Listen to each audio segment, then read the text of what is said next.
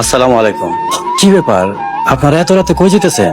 আমার পোলা তো মস্ত বড় অফিসার, আমরা হইলাম গিয়া গাইয়া, এর লেগে এই বাড়িতে আর থাকতে পারলাম না ভাই।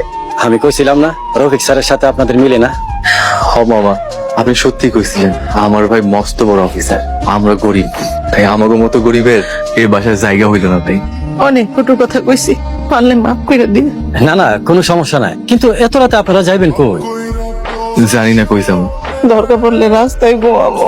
আপনাদের যদি আপত্তি না থাকে, চাইলে আমার বস্তির বাড়িতে আমার সাথে থাকতে পারেন। আপনার বাড়িতে আমাকে থাকতে দিবে? জি। আল্লাহ মহান, আল্লাহ মহান। তাইলে আজকে রাইটটা আপনার বাসায় থাইকা কালকে সকালে একটা বন্দোবস্ত করি। আচ্ছা ঠিক আছে, আপনারা তাড়াতাড়ি আসেন, গেট বেশিক্ষণ খোলা রাখা যাবে না। আসেন আসেন। বাবা, তুমি ছেলে হয়ে দাদুমাকে কিভাবে ঘর থেকে বের করে দিতে পারলা? আম্মু তুমি এগুলো বুঝবে না। বড় হলে আমিও তোমাকে আর আম্মুকে ঘর থেকে বের করে দেবো।